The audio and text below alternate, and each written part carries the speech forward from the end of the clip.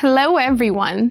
If you're currently preparing for the IELTS and have no idea what to expect on test day, please continue watching this video. We'll cover the structure of the test and delve into high-scoring tips and tricks for each section. If you need someone to evaluate your writing and speaking, sign up for our IELTS course and schedule a consultation with me. I'll tell you how well you'll score on the writing and speaking if you take the test tomorrow and what you should do differently to get a better score.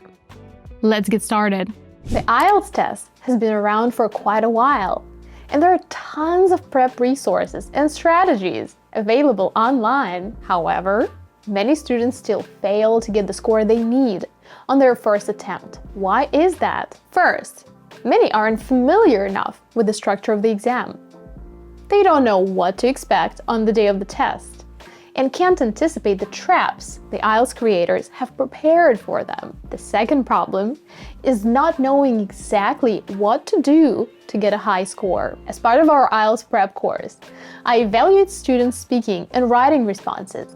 And what I can see is that many of them waste a lot of time not doing the right thing. Just to give you an example, if you stuff your speaking responses with too many academic and fancy words that you don't understand, you will never get a high score. Instead, it will lower your score. So very often, the people who come to my consultations are those who have a good level of English and can score high, but just don't know how to do it. Finally, your level of English is also important. For example, I often see students with an intermediate level trying to get a band 8 in 2 weeks of preparation. Unfortunately, that's highly unlikely, even though you can improve your score significantly by implementing various tips and strategies.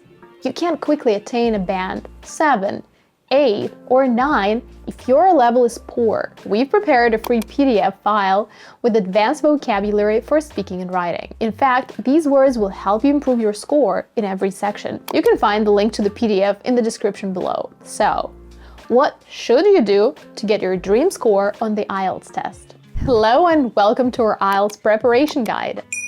My name is Anastasia. I got a band 9 on the IELTS test and have been helping students prepare for this exam for over 10 years.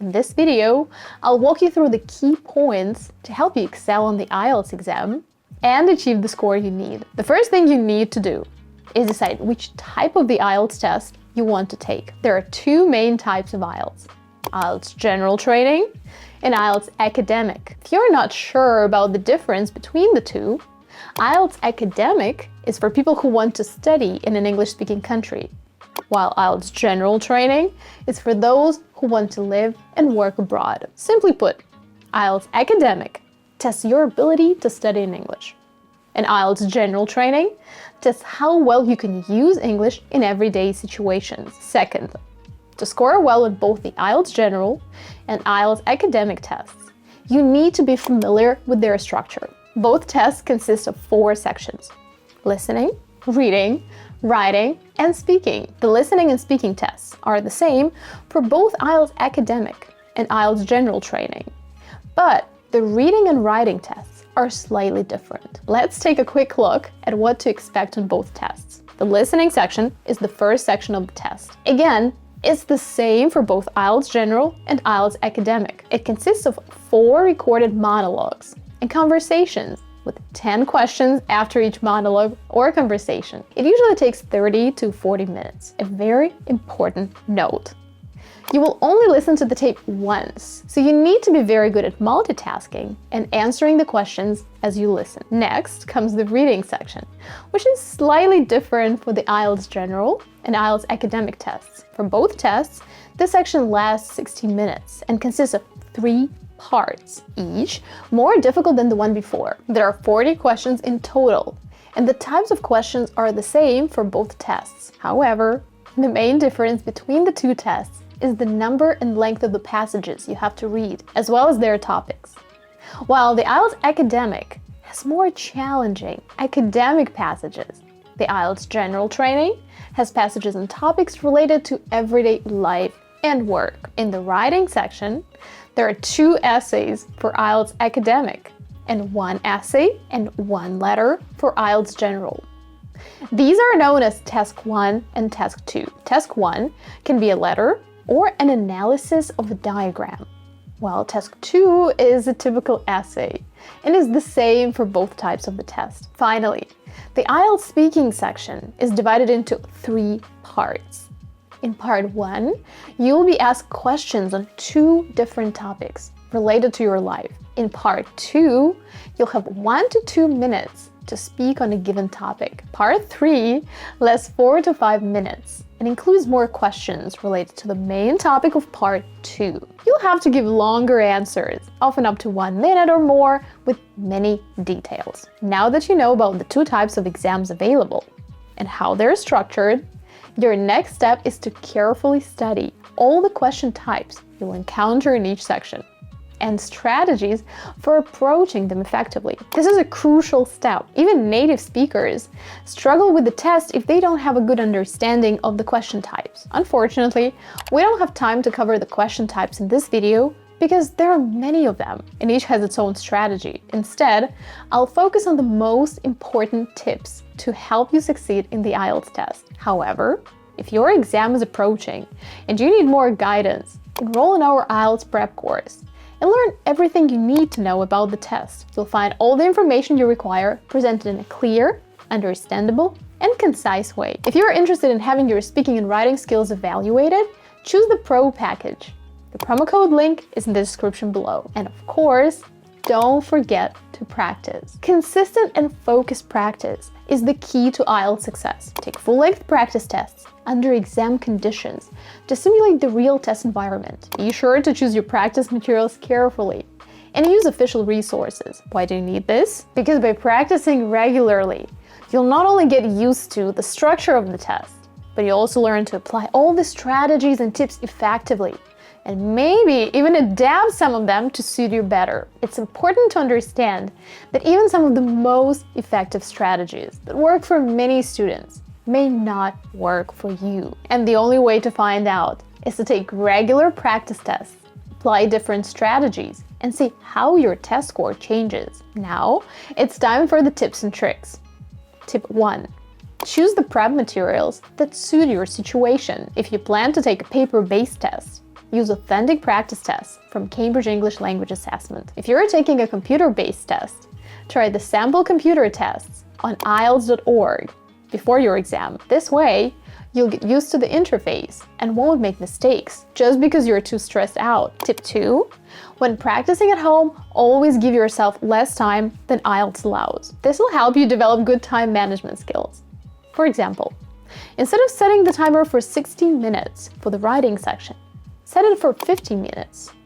You'll never run out of time on test day if you practice this way. Tip 3. Learn to spell words. This is especially important for the listening section, but it will also be very helpful for the reading and writing section. Most of my students, even those whose listening skills are excellent, often lose points on the IELTS listening section simply because they misspell words. For example, they might write Liesure instead of Leisure or Personnel instead of Personnel. Unfortunately, IELTS doesn't give points for such answers, even if the answer itself is correct. Don't make the same mistake and prepare in advance. Look for a list of commonly misspelled words on the internet. For example, type 100 most commonly misspelled words PDF into the search engine. Translate the words from the list into your native language, and then check that you know how to spell them correctly. None of my students have ever done this exercise without finding at least a few words they don't know how to spell. Tip 4. Work on reading strategies.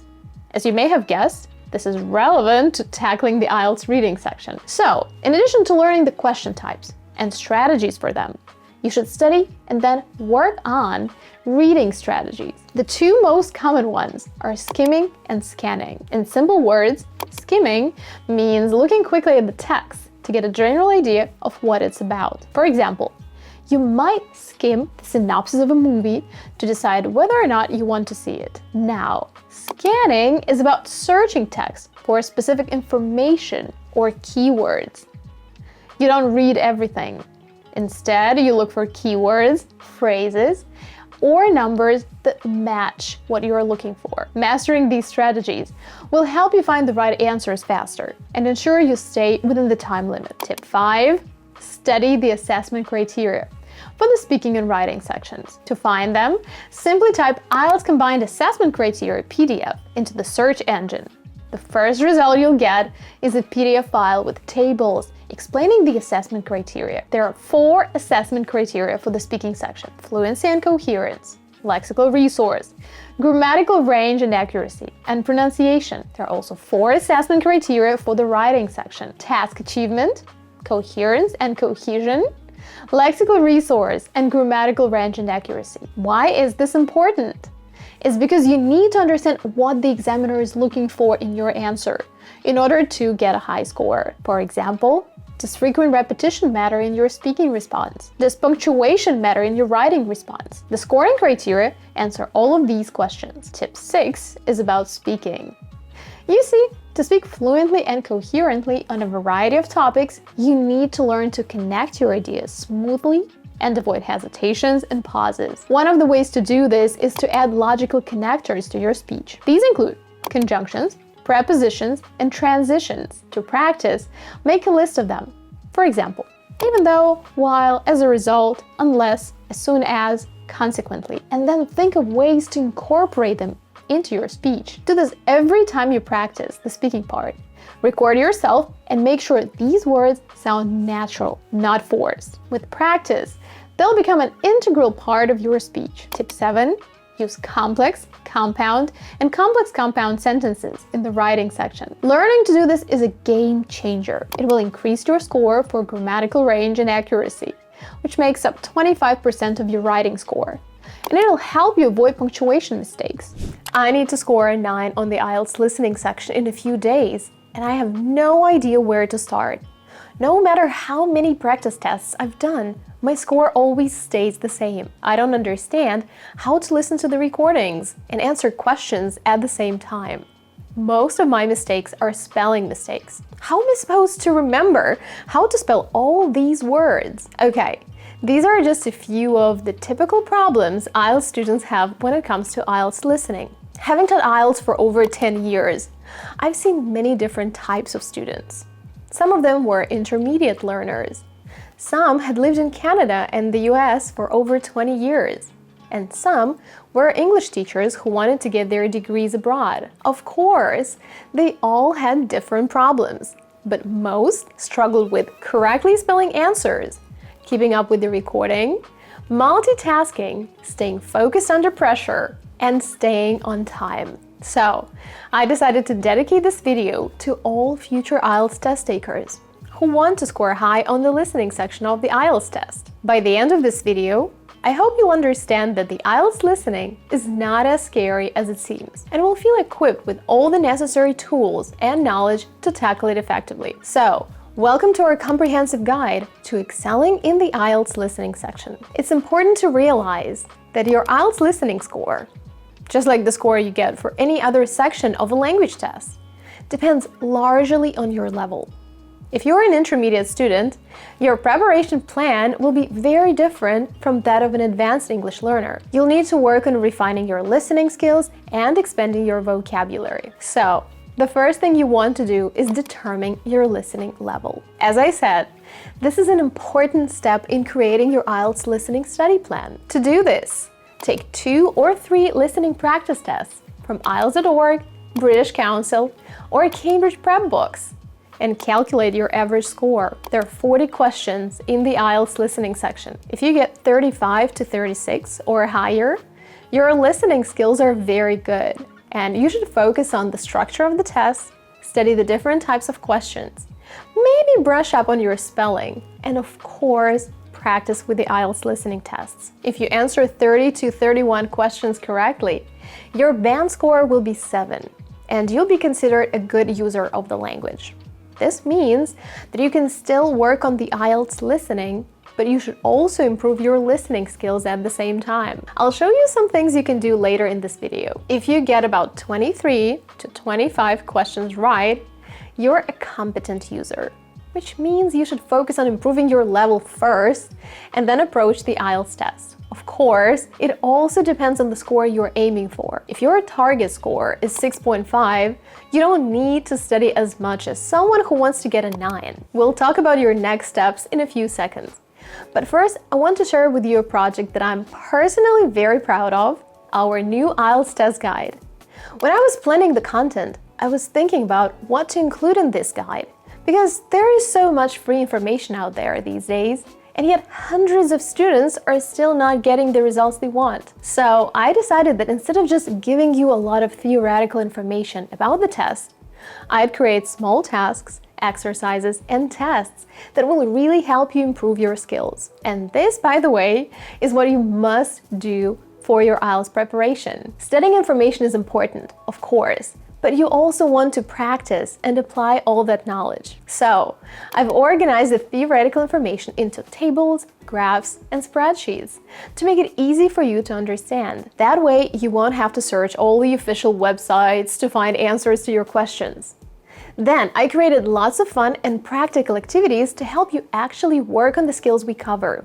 For example, in the spelling block for the listening section, you'll be asked to change the forms of words, study words with similar spellings, fill in the blanks, and more. Finally, to make sure you really remember all the information you learn, I added fun tests at the end of each chapter. So, I'm very proud of the end result, as I think it's one of the most effective prep books out there.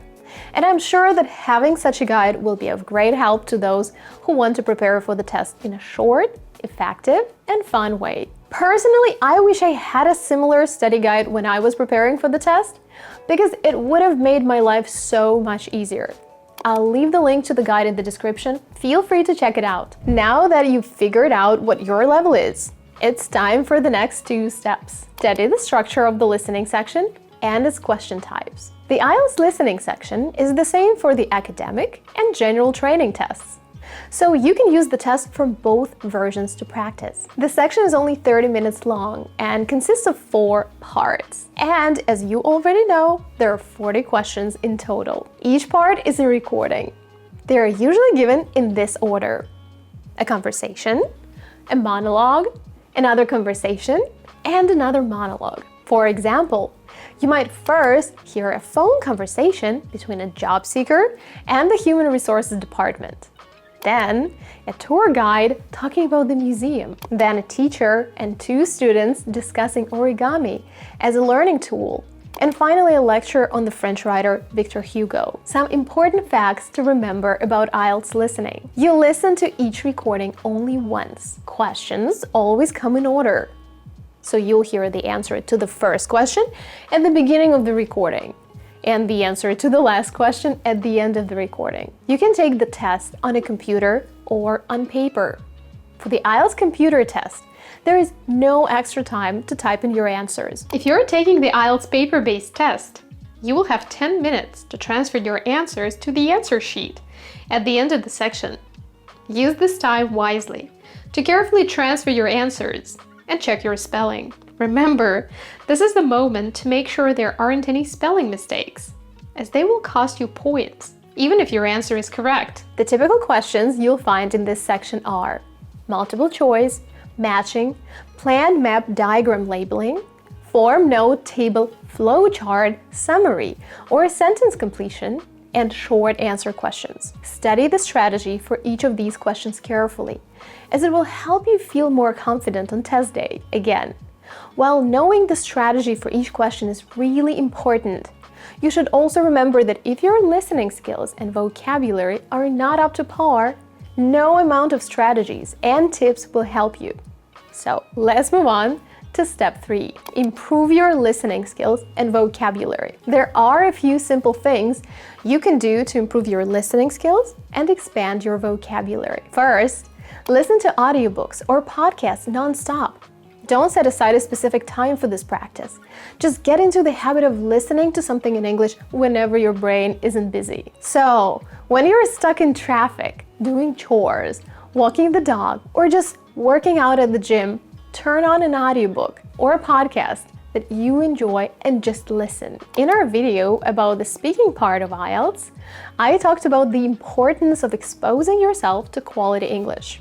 And the same applies to the listening part. If you don't know where to start, check out Ali Abdaal's Deep Dive podcast or listen to Walter Isaacson's biography of Steve Jobs. Number 2, practice dictation. Dictation practice involves listening to spoken sentences or passages and writing down what you hear. This practice improves listening accuracy, concentration, and understanding of sentence structure and grammar. A great resource for dictation practice is the Daily Dictation website. They offer dictation exercises on a variety of topics and levels, including IELTS Listening. For those at a high intermediate level, I suggest practicing with the IELTS Listening dictation exercises. For those who have a low intermediate level and below, start with short stories, daily conversations, or TOEIC listening, and gradually build up your listening skills before moving on to IELTS Listening. This will also greatly improve your vocabulary and spelling. This brings us to number 4. Improve your spelling. On the IELTS listening section, you'll have many questions where you have to write down answers. And if you make even one spelling mistake, your answer will be considered incorrect. About 50% of the students I see in my one-on-one sessions lose points not because they can't understand the recording or catch the right answer, but because they can't spell it correctly. One of the most common problems is the spelling of names and surnames. The Daily Dictation website has a special section dedicated to spelling, so feel free to check it out. Also, I always recommend using the Fast Fingers website. It's a cool website that will help you improve your typing skills, which will definitely come in handy if you're taking a computer-based test. But it also allows you to improve your spelling. Start with the top 200 words and spend about 5 minutes a day typing. Then move on to the top 1,000 words. Finally, check out the custom typing feature where you can choose any text you like and type it. Tip number 5 is to improve your understanding of academic topics and campus vocabulary. IELTS covers a wide variety of subjects, including science, art, history, social sciences, and campus vocabulary. Unless you attended a high school or a college where all classes were taught in English, you may find most of these subjects quite challenging, especially biology or geography lectures. Identify your problem areas and watch videos on YouTube specifically for these subjects. You can use the Crash Course YouTube channel. I especially like it because it has playlists with multiple videos dedicated to the most common school subjects. Also, the teachers in the video speak fast, so it's another great way to brush up on your listening skills. Watch subtitled videos first to get used to hearing difficult words. Also, write down 5 new words for each video. You can also use the Ology website. It's a very friendly website created by the American Museum of Natural History for kids that gives you lots of fun articles and games for each topic. You can study marine biology, archaeology, physics, and so on, explained to you in a super engaging and simple way. Again, as you read or play the games, write down all the words you don't know and then use those words to summarize the information you've learned.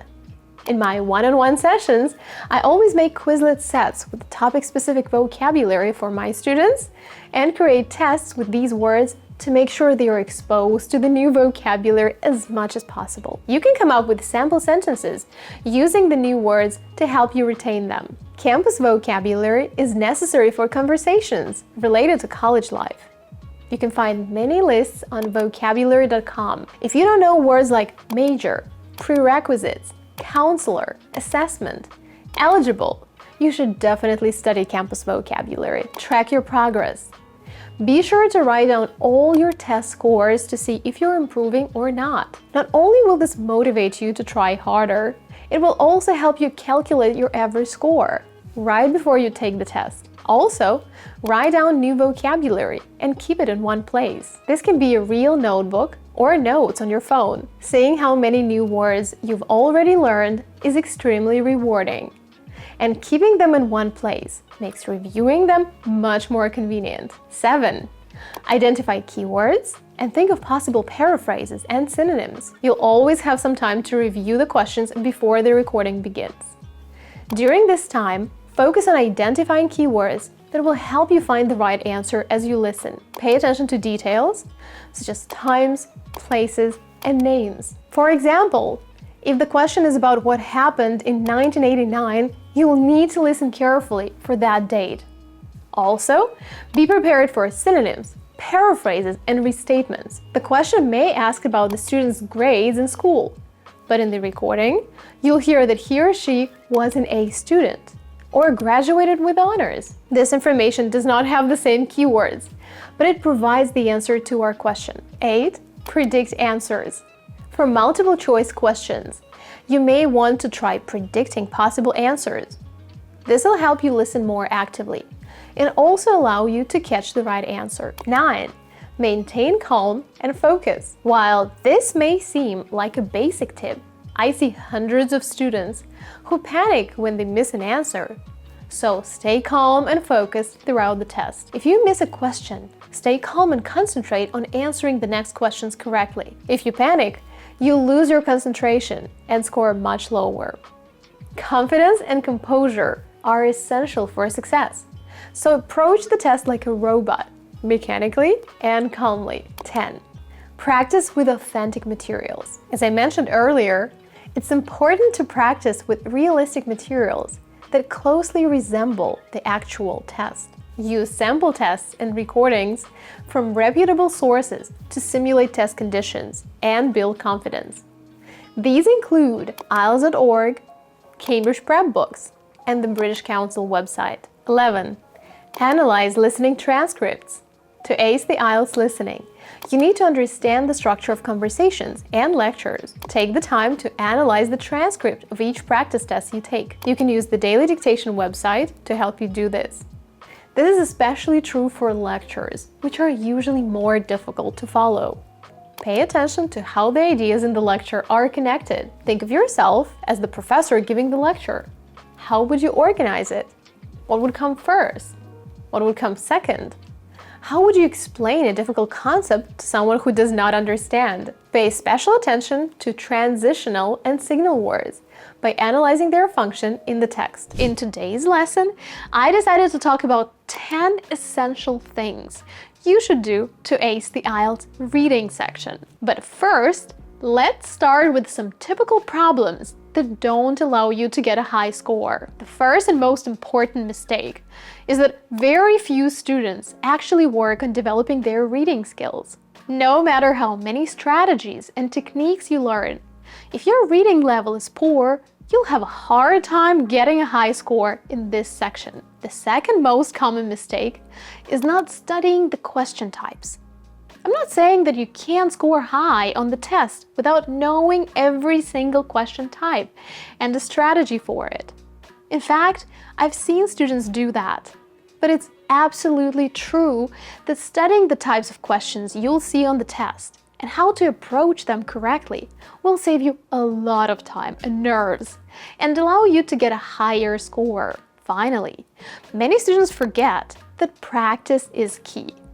To become familiar with the test and its format, it's important that you take at least a few practice tests before your exam. Of course, it all depends on your level of English. If your level is advanced, you'll need to practice less than a student with an intermediate level of English. However, by doing many full-length reading practice tests, you can 1. Really master the reading strategies and adapt them to your needs. 2. Improve your timing. 3. Become familiar with the format and structure of the test. And 4. Feel less anxious on test day. So, what should you do to ace the IELTS reading section? The very first thing you need to do is learn the structure of the section. Think about it. Before you do anything important in your life, you want to know what to expect. The same applies for the IELTS prep.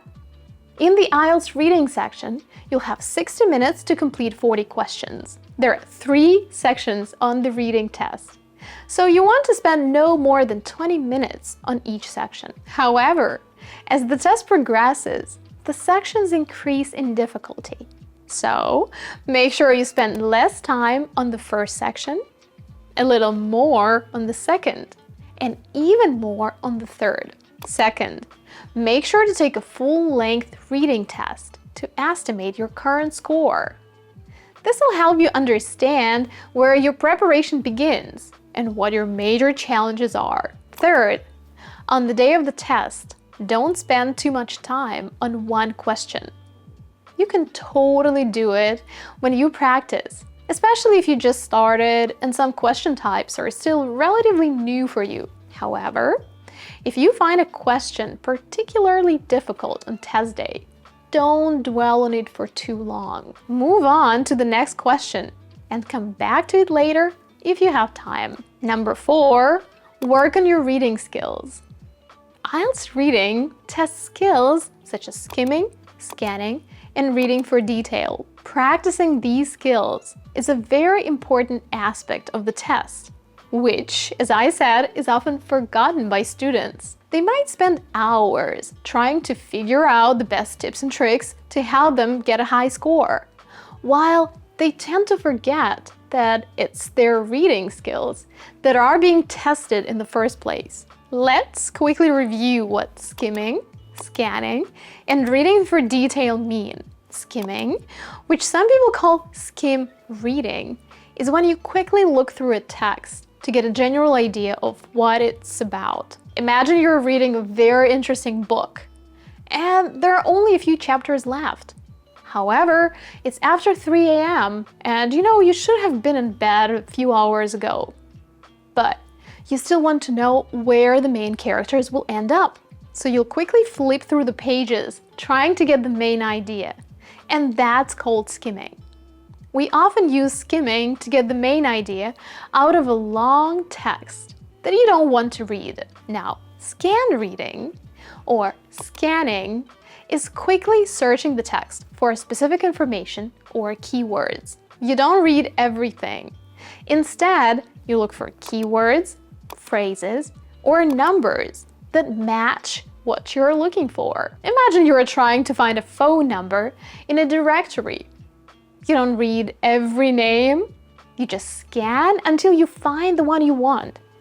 So scanning is valuable when you need to quickly find specific details in a text, such as names, dates, and so on. Another skill is reading for detail. This is when you carefully read the necessary part of the text to fully understand it. Reading for detail is something you'll need to do for many question types. Let's say we have a true, false, not given question. You'll first look at the first statement given and try to figure out its main idea.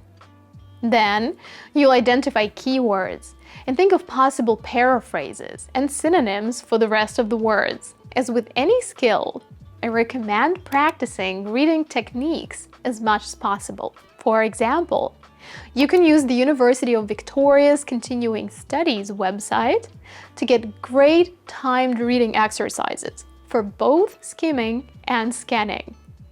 Just choose the exercise you want to do and start practicing. Another good practice is to read texts and summarize them. You can use the ACE Reader service for this. Just choose the story you are interested in, read through it quickly, and then check out the comprehension questions. Finally, summarize the story in detail. See how much you can recall. I love this site because it gives you different levels of texts, which means you can start with easier ones and then move on to harder ones. Now that we've talked about mastering reading skills, another important thing to remember is to study question types and their strategies.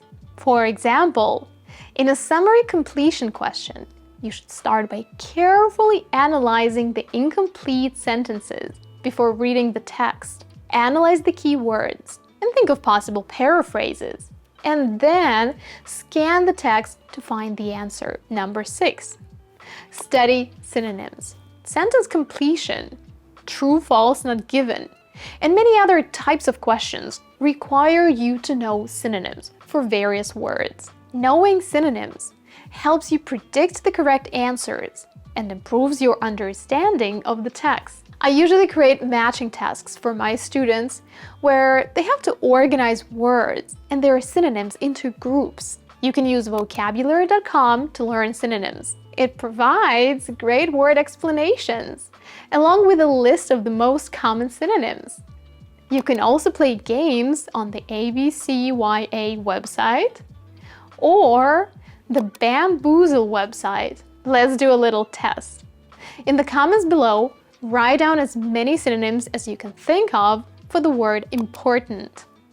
The more you remember, the better. 7. Don't forget to practice. By practicing, you can refine the reading strategies you've learned and even tweak them a bit to maximize your score. For example, there are 2 ways to approach the matching headings question. You can read the headings first and then the text, or you can read the text first and then look at the headings.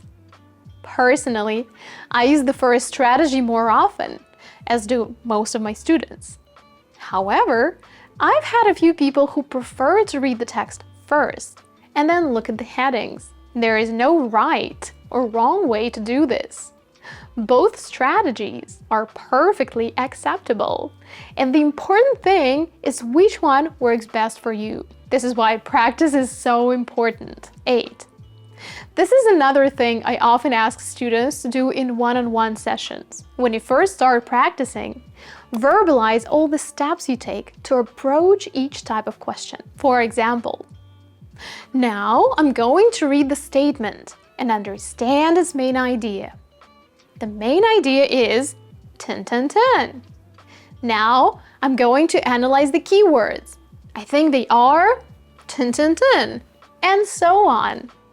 This will not only help you remember the strategy, but it will also allow you to understand what takes the most time and where you tend to stumble. As I just mentioned, knowing what skill each question tests and how to approach it effectively will help you achieve a high score much faster than just taking practice tests. For IELTS reading, you should focus especially on academic vocabulary, which is 570 words long, advanced vocabulary, and subject-specific vocabulary. 9. Expand your vocabulary. You can expand your vocabulary through extensive and intensive reading. Extensive reading is when you read a lot of material quickly, focusing on understanding the main idea rather than every detail. Intensive reading, on the other hand, involves reading deeply and carefully, focusing on understanding every word and detail. To improve your vocabulary, you will definitely want to do more intensive reading.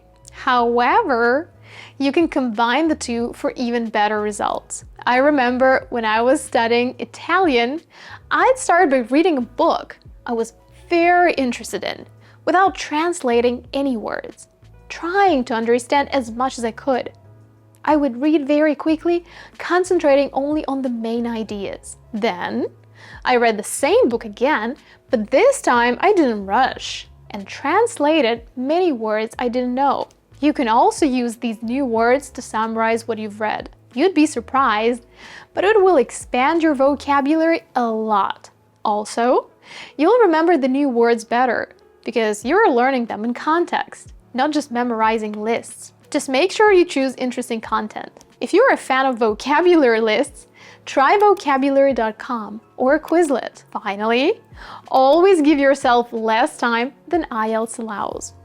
This will help you develop good time management skills. When you're practicing at home, you're less stressed than when you are in a test center.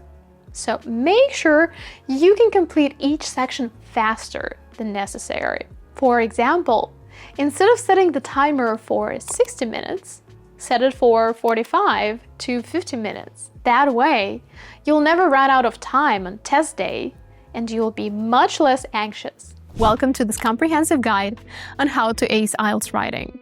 Today we're going to discover what the writing section of the IELTS test looks like, what the typical mistakes are, and discuss 7 important things to keep in mind for success in this section. Without further ado, Let's get started. Part 1. The structure. The IELTS writing section consists of 2 tasks, Task 1 and Task 2. On the IELTS Academic, Task 1 involves writing a report describing some kind of visual information, such as tables, pie charts, bar charts, line graphs, maps, diagrams, and so on. This task is designed to test your ability to present information clearly and accurately in writing. Task 1 for IELTS General Training is slightly different. You have to write a letter based on the prompt you're given. It could be a letter of complaint. For example, you didn't like the service or product you received. A letter of request. You want to make a reservation or ask for advice. A letter of recommendation. To recommend something. A letter of invitation, and so on. This task measures your ability to communicate about common practical situations. So, while the IELTS Academic tests your ability to analyze and summarize information effectively, the IELTS General Training focuses on how well you can communicate in writing in everyday situations. You have 20 minutes to complete Task 1 for both the IELTS Academic and IELTS General Training. You should write a minimum of 150 words. Task 2 is the same for both tests. You have to write an essay in which you answer a question or a statement. The only difference is that the questions for general training essays are usually easier to understand and cover common topics, while academic essays are more complex and cover a wider range of topics. However, the types of essays are exactly the same. There are several types of essays. An opinion essay. It will usually ask you to agree or disagree with the statement. A discussion essay that asks you to discuss both sides and give your opinion. A 2-part essay. This essay usually asks 2 questions about some topic. An advantages and disadvantages essay. This one has 2 versions that will require a different approach. A cause and solution essay, and so on. It's important to know how to organize your answer for each type of essay. Because if you use the same approach for all of them, you'll never get a high score. We cover all of these essay types in our IELTS preparation course. So if your exam is approaching and you feel you need further guidance, feel free to join by clicking the link below.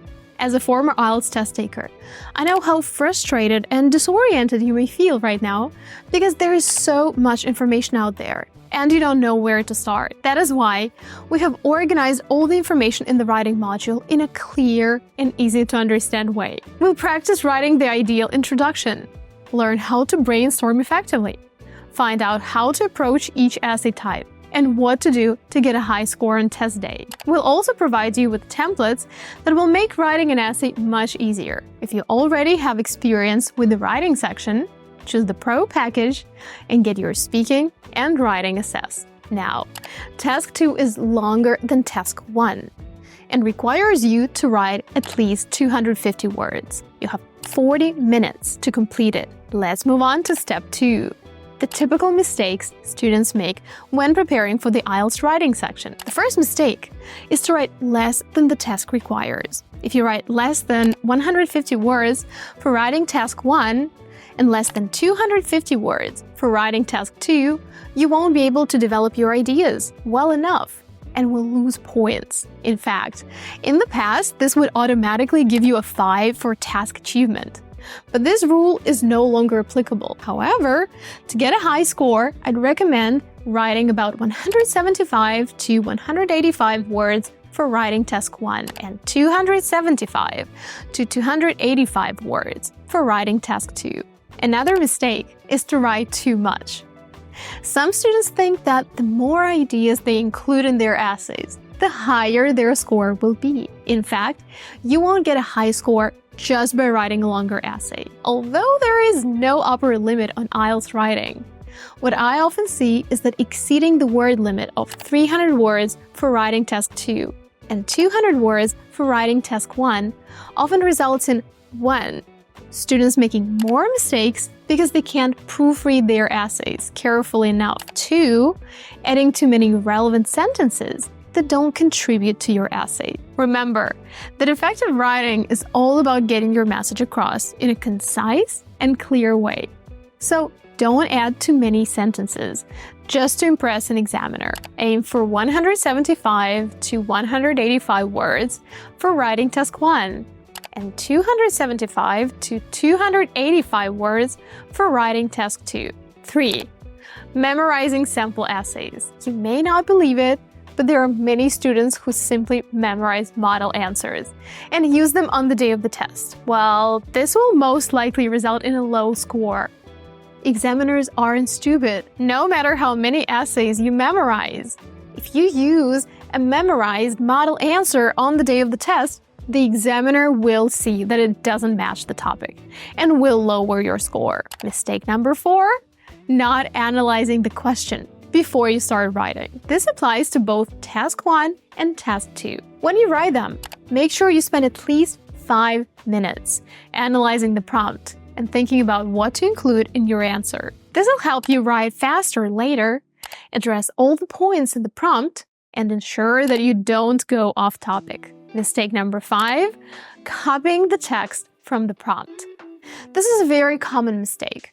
Again, there is nothing wrong with copying a few words from the question in both tasks. In fact, I encourage my students to do this if they can't think of an appropriate synonym or paraphrase for a word, or if they can't rephrase the question so that it doesn't contain that word. Taking a few words from the question is better than paraphrasing incorrectly. However, if you copy the whole sentence or even part of the sentence without changing anything, you will lose points because the examiner won't count them in the word count. If you have trouble putting the same information in your own words, use these techniques when paraphrasing. 1. Change infinitives, like to drive to gerunds, driving, or vice versa, if you can't think of an appropriate synonym. 2. Change part of speech, nouns to verbs, or verbs to nouns. For example, to influence and influence, to have a negative effect, to adversely affect. This is a very helpful collocation for your writing, so feel free to write it down. You can always say that something adversely affects something else. 3. Change passive voice to active voice and active voice to passive voice. For example, some people believe, it's often believed that. There are other techniques you can use, but these are the 3 most common. Mistake number 6, making too many spelling mistakes. No matter how good your essay is, if it has too many spelling mistakes or typos, you won't score high. You can improve your spelling by reading more or practicing on the Fast Fingers website. I'll leave the link below. You can use American or British spelling during the test, but make sure you are consistent. Mistake number 7, writing sentences that are too long. Yes, we all know that in order to get a high score for grammatical range and accuracy, you should demonstrate a wide range of structures. This includes using complex, compound, and complex compound sentences. But what I often see is that many students make their sentences too long. This may be typical in their native language, but in English, writing extremely long sentences often leads to a loss of coherence and more grammatical mistakes. Of course, you should carefully review all 4 types of sentences and practice using them in your writing automatically with full flexibility and control. But on the day of the test, focus on organizing your ideas in a clear and effective way, rather than worrying about whether or not your sentences are long enough. Finally, mistake number 8 is not giving yourself enough time to proofread your answer. One of the primary goals of writing a successful essay for both Task 1 and Task 2 is to produce a lot of error-free sentences. In fact, the fewer mistakes you have in your essay, the better. Unlike the TOEFL test, IELTS examiners are very strict about all kinds of mistakes, including grammar, vocabulary, and spelling. So take at least 5 minutes at the end of your essay to carefully review what you've written. Read your essay 3 times. For content, make sure you've covered all the points and that your essay is logical and easy to follow. For grammar, looking for errors in grammar and punctuation. And for vocabulary, making sure that the vocabulary you use is appropriate and effectively conveys your message. Now that we've discussed the most common mistakes students make in IELTS writing, it's time to move on to the most important part of our lesson. 7 things to keep in mind to succeed in this section. Actually, we already covered many important tips when we went through the mistakes, but let's look at a few more things to keep in mind. 1. Make sure your writing skills are up to par. It goes without saying that no matter how many tips and tricks you study, if your writing skills are poor, you won't be able to ace the IELTS writing. We have a few lectures at the beginning of our course where I explain how to effectively improve your English, including your writing skills. But the main advice is to read a lot. In fact, the more you expose yourself to quality English, the better your level becomes. Brush up on your grammar, expand your advanced and academic vocabulary, study synonyms, and practice. I can't tell you how important daily writing is. If you only study grammar or vocabulary, but don't write, it will be a challenge to improve your writing skills. Set aside at least 10 to 15 minutes a day for writing. Tip number 2 flows from tip number 1. Study the most important grammar rules. I'd recommend starting with topics such as articles, tenses, punctuation, sentence types, plural and singular forms, conditionals, and prepositions. Believe me, as someone who proofreads and grades essays on a daily basis, I see that every single student makes mistakes on most of these topics. You can use the English Page website to revise many of them. I love this website because it offers effective exercises for advanced students to practice grammar rules. Tip number 3.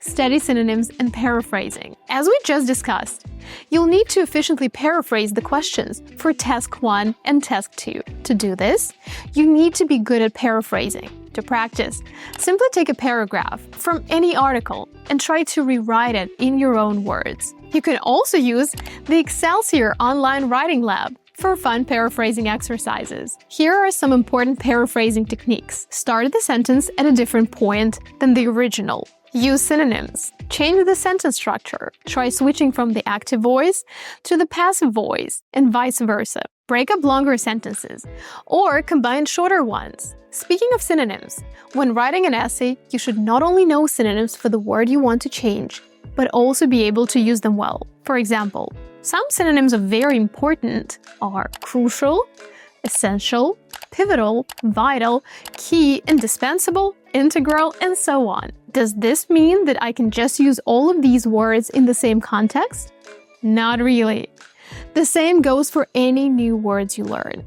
You may know the word and its definition, but that doesn't mean you'll be able to use it successfully on test day. In fact, I often see students who misuse some new words they have learned. So tip number 4 is to learn chunks of language, not individual words. We often call these chunks collocations. A collocation is a word or phrase that is often used with another word or phrase in a way that sounds correct and natural. And you want your essays to be correct and natural. Some examples of collocations are adversely affect, tackle the issue of, dive into the topic of, and so on. To make sure you really know how to use a new word, create what I call a collocation flower. This is where you put the word in question in the center of the flower and think about what other words it collocates with. For example, let's say my new word is foster. One of its meanings is to encourage the development or growth of something. Now, what can I foster? You can foster innovation, creativity, cooperation between countries, unity, and so on. To find such collocations, use vocabulary.com or the Skell website. Tip number 5, don't overcomplicate your essays unless you are 100% sure of the vocabulary you use. I'm not saying you shouldn't use complex words and/or phrases. In fact, you're highly encouraged to do so to get a high score on the lexical resource. You should be able to demonstrate a wide range of vocabulary, but you should use it accurately and appropriately, with very natural and sophisticated control of lexical features. What I see many students do is try to stuff their answers with as many fancy and challenging words as they know. They usually think that the harder their essays are to understand, the better. In fact, using sophisticated vocabulary incorrectly will only cost you points. So make sure you only use the words you're 100% sure of and focus more on the content than the vocabulary. Tip number 6. In writing task 2, make your position as clear as possible. For example, if the question asks you to agree or disagree with the statement, either agree or disagree, and don't choose partial agreement. This will help you meet the requirements of the assignment. Tip number 7. Always include an opening statement and the sign-off in your letters for task 1 of the IELTS general training. An opening statement usually explains the reason why you're writing this letter. For example, I'm writing with regards to. I'm writing to thank you for the wonderful party you organized for Mark's birthday. Make sure your opening statement matches the type of letter, if it's formal or informal, and matches its purpose. If it's a complaint letter, an apology letter, a request letter, and so on. Your sign-off should also be adapted. If you're writing to your friend, you're not going to end with yours sincerely. You need something less formal, like best wishes. One of the reasons why so many students struggle with the IELTS speaking section is that they don't fully understand what the examiners are looking for in order to achieve a high score. Some use too much slang and filler words. Others make their answers too complicated by using formal cohesive devices and vocabulary. There are also those who think that using idiomatic language means including an idiom in every sentence they say. I've seen test takers who don't elaborate enough on their ideas, especially in part 3. And those who give too much detail in part 1. Let me know in the comments if you do any of these, by the way. The problem is that none of these things will allow you to score higher than a 6 or 6.5. If you want to get a higher score, your first step should be to get a very clear understanding of what is expected of you. That's why today I've decided to give you not only tips on how to do better on the IELTS speaking section, but also to highlight the essential aspects that you need to keep in mind in order to score 7+ on the IELTS speaking section. We'll start with a brief introduction to the IELTS speaking section, where I'll remind you what this part of the test looks like. Then, we'll analyze what the examiners expect from you on test day, and look at strategies and techniques for scoring high. The IELTS speaking section is divided into 3 parts. In part 1, you'll be asked questions on 2 different topics related to your life. In part 2, you'll have 1 to 2 minutes to speak on a given topic. Part 3 lasts 4 to 5 minutes and contains more questions related to the main topic of part 2. You'll have to give longer answers, often up to 1 minute or more, with more elaboration. As you can see, the 2 speaking formats in which you need to excel are the interview and the monologue. This means that you should be good at creating effective 1 to 2 minute speeches and answering questions in a precise and natural way. If you want your speaking and writing to be assessed, you can join our IELTS preparation course, and I will tell you what you need to do to get a high score. The promo code link is in the description below. Now, sounding natural is the very first thing I want us to focus on. As you probably all know by now, in order to get a high score on the IELTS speaking test, you should sound natural. But what does that mean? Well, you obviously don't want to be too formal.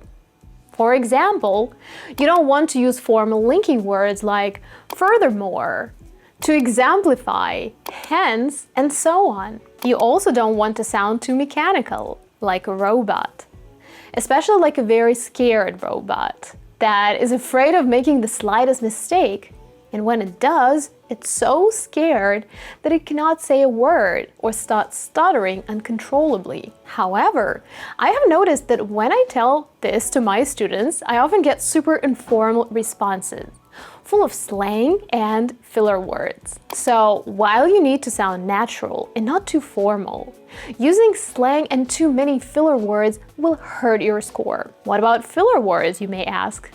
Should I use them in my responses or not? Well, if you just sprinkle a few relevant filler words into your answers to fill in the gaps while you think, that's totally fine. For example, adding words like, well, like, actually, seriously, you know, at the end of the day, I mean, clearly is possible, but in very small doses. If you feel like you're overusing them, which a lot of students do, you should try to avoid them. Saying like 20 times in an answer will only lower your score. However, you can definitely use filler words, or even better, time-consuming phrases that give you some time to think about the question. This will ensure that you don't pause or hesitate too much. Even if the question is challenging and you don't know what to say, keep talking rather than panicking or staying silent for too long. For example, you can say, "That's a difficult question. Let me think about it." "That's an interesting question. I haven't thought about it before. It's been so long since I thought about it, but my guess would be that." You can also correct yourself when you make a mistake. You can say, "What I mean is that." "What I actually meant was," "What I'm trying to say is that." So, tip number 1, control your language. Avoid being too formal or too informal. Don't use slang or formal cohesive devices. Also, don't use too many filler words. Record yourself answering questions and giving monologues and then listen to them. If you hear too many filler words, cut them out. Then answer the same question again and try to control your speech. Also, try to avoid saying and ah. If you do it once, there is nothing wrong with it. But if you have too many of these sounds, your fluency score will be lowered. This is why our tip number 2 is to generate ideas for IELTS speaking topics. Most of the time, we need filler words and ums when we have nothing to say. For example, you're asked to give a monologue about your favorite perfume. Let's say you've never used perfume in your life.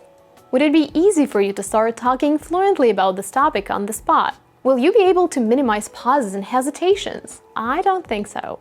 But if you prepare in advance and brainstorm ideas, you'll feel much more confident and you'll certainly score higher. To practice, take 2 to 3 recent IELTS speaking topics every day and try to answer them. If the question is easy, just skim it and move on to the next one. However, if the question is challenging, take your time to think about what you can say. This will make you much better prepared for test day. You might think that native speakers use filler words and ums and ums all the time. If I have to sound like a native speaker, why can't I do the same? Thing is, the IELTS speaking test is not about being as fluent as a native speaker. Many native speakers can ace the test on their first try and don't score higher than a 7. If you want to reach the top, like a band 9, you should speak like a person who has been educated to graduate level at a university where English is the language of study. You can watch university students and graduates answer questions on random topics. There are many such interviews on YouTube. For example, let's look at one of them. Degrees from universities like Oxford do is give you sort of that rubber stamp approval on your CV to tell corporations that you are like one of them. We actually need more people with vocational skills. People who are doing medicine here, they're going to make like £12 an hour. Plumbers, they make so much money because we don't have enough plumbers. Given my degree, even if I went into a job, I don't think I would be able to pay it off quickly enough. As you can see, they had some fillers in their answers, but not too many. So again, using fillers now and then is perfectly normal and won't hurt your score. But if you overdo it and disturb the flow of your ideas, it will lower your score, especially in the fluency and coherence part. Which brings us to tip number 3. If you want to score 8, 8.5 or 9 on the IELTS speaking section, you need to take your speaking skills to another level. So make sure you expose yourself to as much correct and fine English as possible. The best way to do this is to watch videos and podcasts. Podcasts will help you prepare for answering parts 1 and 3 because they show how people answer questions naturally. Watching videos gives you a better idea of ideal fluency and speaking speed. So be sure to watch some to prepare for part 2. Some good podcasts and videos I would suggest are 1. Ali Abdaal's YouTube channel and his Deep Dive podcast. Ali is a Cambridge graduate and he covers a lot of interesting topics on his channels. He has an amazing vocabulary and varied grammar, so it's a great pleasure to listen to him. What I love about the vocabulary he uses is that it's exactly what you need for the IELTS speaking test. Not too formal, but not too informal either. As you watch a video or podcast, write down 5 to 10 new words and then try to summarize what you've learned using those words. For example, while watching this video, I wrote down something like this: genuinely, life-changing skills, in our side hustle, to be fully present, we are bombarded by distractions, endless options, incredibly important to cultivate the ability to focus over the years, is directly proportional to, I was burning the midnight oil, I was feeling really overwhelmed, doing an extra degree, and that's just from watching the first minute and a half of the video. You can also check out the podcast Rise Life Stories of Accomplished Individuals, hosted by Gary Lipovetsky, who is an entrepreneur and business owner. In the podcast, Gary digs deep into the lives of interesting people, uncovering the challenges they faced along the way and extracting their knowledge and expertise. Again, I love the language used by both the host and the guests. I think you can learn a lot of vocabulary that will help you to improve your IELTS score for any section. I especially like the topic-specific vocabulary you can get from each podcast. 2 other channels I'd recommend are Unjaded Jade and Ruby Granger. The girls are also amazing. Their speaking skills are very good, and if you listen to them long enough, you'll soon find yourself using many of the expressions and phrases they use in their videos. Working on expanding your vocabulary in this way will ensure you can use it with full flexibility and precision in all areas. Tip number 5, don't learn lists of words for each speaking topic. You probably think this is something you should do as you go through the IELTS speaking questions. Instead, what I often see from my students in our one-on-one sessions is that when they try to forcefully add certain words to their answers, they end up losing their fluency and make mistakes. So one thing you should do is expand your vocabulary in general by watching videos and podcasts and exposing yourself to as much quality English as possible. Another thing is to go through the typical and latest IELTS speaking question types. When you do this, just think about the answer you'd give in your native language and look up the words you might be missing. That's it. Tip number 6. Don't force too many idioms and phrasal verbs into your answers. Let's listen carefully to a small clip from Ruby's video to get an idea of what I'm talking about. And the streets were looking beautiful. Honestly, I've missed Oxford so much. I can't tell you how much I've missed the city. And that's also coming as somebody who really does not like cities.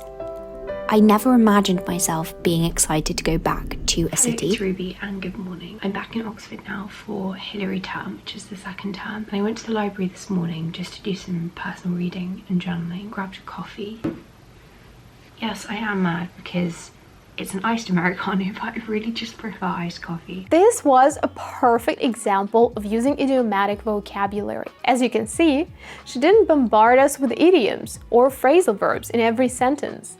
In fact, idiomatic language is natural in expression and correct without being too formal. So one more reason to commit to quality English is to sound idiomatic without too many idioms. Actually, idiomatic vocabulary really helps in the speaking section because it allows you to get the same message across in a faster and more natural way. For example, what's the word we use to describe something that really annoys us? We use the word pet peeve. Smoking is one of my pet peeves. I hate it when people smoke around me. Another example is a soft-spoken person. That's the person who has a quiet or gentle voice.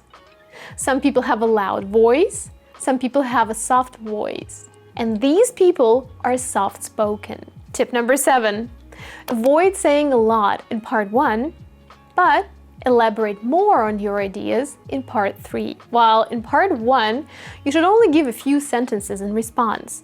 In part 3, you should include many examples and explanations. Part 3 of the IELTS Speaking is specifically designed to provide you with the opportunity to discuss topics related to part 2 in much greater depth. This part of the test focuses on your ability to express and justify opinions, and to analyze, discuss, and speculate about issues. The examiner will help you do this by asking you questions that explore the topic area in more depth. If you do not expand on the questions in part 3, the examiner may think that your vocabulary is limited. So, be prepared for the examiner to encourage you to keep talking and see how much you can explore the topic. Let's review briefly before moving on to the next few tips. To get a high score for fluency and coherence, you should speak fluently with only rare repetition or self-correction. Make only content-related hesitations, rather than to find words or grammar. Speak coherently with fully appropriate cohesive features. Develop topics fully and appropriately. For lexical resource, make sure you use vocabulary with full flexibility and precision in all topics. Use idiomatic language naturally and accurately. As you may have guessed, these are the criteria that IELTS examiners use to assess your performance. There are actually 4 such criteria: fluency and coherence, lexical resource, grammatical range and accuracy, and pronunciation.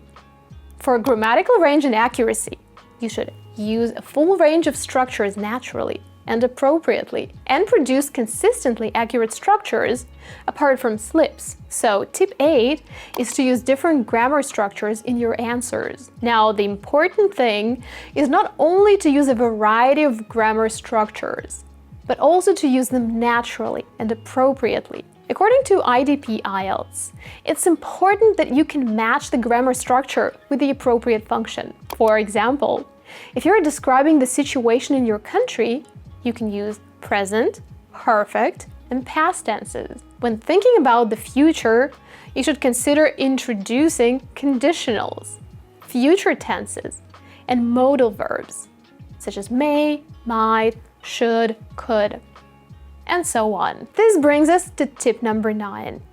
Drill grammar. To make any grammatical construction sound natural, you should make it an integral part of your speech. This means that you should first drill the forms, and then learn and practice ways to use that construction successfully. What I do with my IELTS students is that I carefully observe their speech, note their weaknesses and the constructions they should adopt, and then we repeat each construction over and over again until it becomes so ingrained in their minds that they start using it without thinking, just like they do in their native language. Listening to podcasts and audiobooks in English also helps a lot, because you can start using some correct grammar structures automatically, because you've heard them a lot. Finally, the last criterion is pronunciation.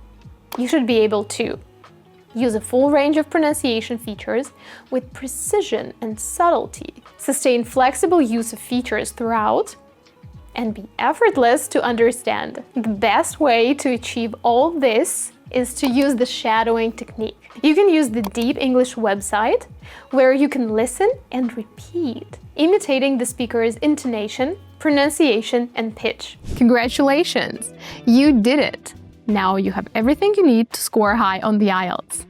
Again, if you need more help, click on this link. Good luck on your test.